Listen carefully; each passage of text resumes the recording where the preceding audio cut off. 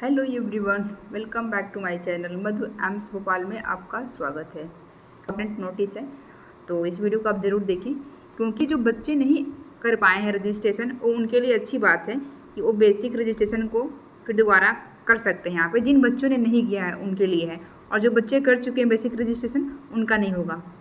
और अगर आप कोई भी इंफॉर्मेशन फिल करते हो तो बहुत ही ध्यान से भरें, क्योंकि क्या है कि अगर आप एक बार इंफॉर्मेशन को फिल कर देते हैं फिर आपको चेंज करने के बाद अगर आपका इन्फॉर्मेशन में को करेक्ट करने का ऑप्शन अगर रिजेक्ट होता है तभी आपको मिल सकता है। अगर आपका फॉर्म रिजेक्ट नहीं हो रहा है तो फिर आपको चांसेस बहुत ही कम रहते हैं। तो इसलिए कोई भी इन्फॉर्मेशन को बहुत ही केयरफुली बने, क्योंकि अगर जब हम एक बार इसे अपडेट कर देते हैं ना इन्फॉर्मेशन को, तो वो बार बार एडिट करने का ऑप्शन नहीं देता। आप लॉगिन करके भी चेक करेंगे तो भी ठीक है। और एक चीज़ और है, मैं एक ने लॉगिन करना नहीं बताया था बच्चों को कैसे चेक करते हैं। ये भी वीडियो मैं भी बनाऊंगी कुछ टाइम में, तो इस पर भी हम लोग बात कर लेंगे। तो चलिए देख लेते हैं ये क्या इन्फॉर्मेशन इम्पॉर्टेंट नोटिस है। अभी ये 4 अप्रैल को आया था, देख रहे हैं 4 अप्रैल 4 अप्रैल 2024 को है। और इसमें क्या है इम्पॉर्टेंट नोटिस, तो इसमें क्या है कि जो भी online last date of online registration for the BSc nursing, और यहाँ पर देख सकते हैं सारे कोर्सेज के बारे में दिया पर पोस्ट बेसिक भी है, एमएससी भी है, और पैरामेडिकल्स बीएससी नर्सिंग और पैरामेडिकल की जो डेट थी बेसिक रजिस्ट्रेशन की उसको वो एक्सटेंड कर दी गई है। तो चलिए हम लोग देख लेते हैं क्या वो डेट है जो एक्सटेंड की गई है।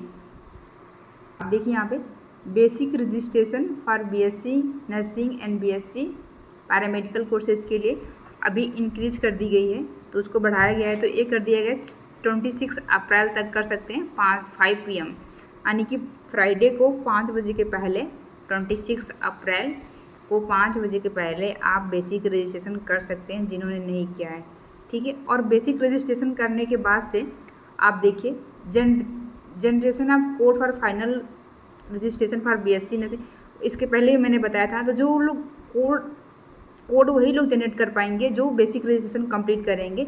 और कोड जनरेट करने का ऑप्शन कब है, नर्सिंग के लिए बीएससी ऑनर्स नर्सिंग और पैरामेडिकल कोर्स के लिए कब है 30 अप्रैल 2024, यानी कि 30 अप्रैल तक आप कर सकते हैं कोड को जनरेट, और 26 अप्रैल तक बेसिक रजिस्ट्रेशन को आप कर सकते हैं। फिर उसके बाद देखिए फाइनल रजिस्ट्रेशन, मैंने इसके पहले बताया था ना कि 3 स्टेप में इसका रजिस्ट्रेशन होता है। एक स्टेप में बेसिक रजिस्ट्रेशन कंप्लीट करते हैं, फिर सेकेंड वाले स्टेप में कोड का जनरेशन करते हैं, और थर्ड स्टेप में फाइनल रजिस्ट्रेशन करते हैं। और फाइनल रजिस्ट्रेशन में फ़ी पेमेंट करते हैं और सिटी चॉइस करते हैं। सिटी चॉइस और फी पेमेंट कब कर सकते हैं फाइनल वाले, जब ये ऊपर के 2 स्टेप को हम कंप्लीट कर लिए रहेंगे तभी कर सकते हैं। ओनली फॉर दोज हु है generated code for the final registration, ठीक है। तो इसमें आप देख सकते हैं 30 अप्रैल तक आप फ़ी पेमेंट कर सकते हैं, यानी कि 5 बजे तक, 5 बजे से पहले कर लीजिएगा। तो 26 तक को डेट को बढ़ाएगी बेसिक रजिस्ट्रेशन को, और 30 अप्रैल तक कोड जनरेट कर सकते हैं और फ़ी पेमेंट कर सकते हैं, और सिटी चॉइस भी करनी है।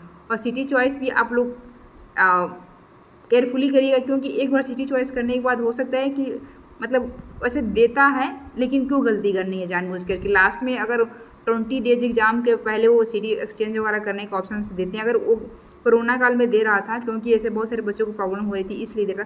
अब अभी फ़िलहाल में देगा कि नहीं देगा अभी ऐसे कोई श्योरिटी नहीं है, ऐसी कोई नोटिफिकेशन नहीं आई है। इसलिए आप लोग केयरफुली चूज करिएगा सेंटर को, जो भी आपका एग्ज़ाम सिटी चॉइस रहेगी वो भी उसको बहुत ही केयरफुली चूज करिएगा।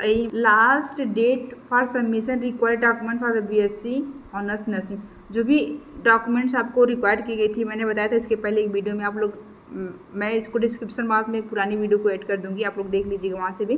तो जो भी डॉक्यूमेंट्स वहाँ पे रिक्वायर्ड है फिलअप के लिए मांग रहा है, अगर ऑप्शनल है तो कोई बात नहीं, अगर ऑप्शनल नहीं है मैंडेटरी है तो आपको उसको लगाना पड़ेगा।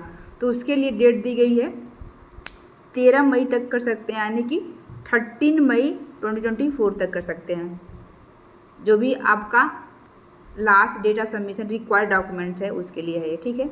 और उसके बाद से अगर आपकी जो फॉर्म है उसको एक्सेप्ट किया गया है और रिजेक्ट किया गया है, इसमें यहाँ पर देखिए इसमें आगे लिखा हुआ है BSc paramedical 2024 for regulation of rejected application, मतलब उनका रेगुलाइजेशन किया जाएगा जो फॉर्म रिजेक्ट हो चुके हैं उनके लिए है, ठीक है। तो यानी कि जिसका फाइनल रजिस्ट्रेशन करने के बाद से 8 मई को बताया जाएगा। तो स्टेटस ऑफ एप्लीकेशन ऑनर्स और पैरामेडिकल यानी कि 8 मई को आपको बता दिया जाएगा आपके ईमेल पे, या फिर आप जब भी जाएंगे तो ऐसे एक आपको नोटिफिकेशन दिया जाएगा कि आपके फॉर्म को रिजेक्ट किया गया, और विथ रीज़न, जो भी रीज़न होगा वो बताया जाएगा कब, 8 मई को। इस डेट को नोट कर लें। और मैंने इसके पहले अपने वीडियो में बताया था कि जो भी ये इम्पोर्टेंट डेट है ना, अगर आप फर्स्ट स्टेप कंप्लीट कर लिया, सेकेंड स्टेप के लिए छोड़ें, तो आप इन सारे डेट को ना एक स्टिकी नोट्स में या फिर कहीं भी पेज पे आप लिख करके ज़रूर चिपका लें, मतलब उसको रखें अपने सामने, ताकि वो डेट आपको दिखाई दे। ऐसा ना हो कि आप और कहीं और बिजी हो जाए किसी काम में या फिर पढ़ने में, और फिर आपको डेट स्किप हो जाए तो फिर आप नहीं भर सकते फॉर्म को। तो इसलिए इन सारे इम्पोर्टेंट डेट को जो भी आपके काम किए उनको नोट कर लें, और उसके हिसाब से अपने काम को जो भी है आपका फॉर्म अप्लाई करना, उसे आप सारी चीज़ों को करते रहें डे टू डे, ठीक है।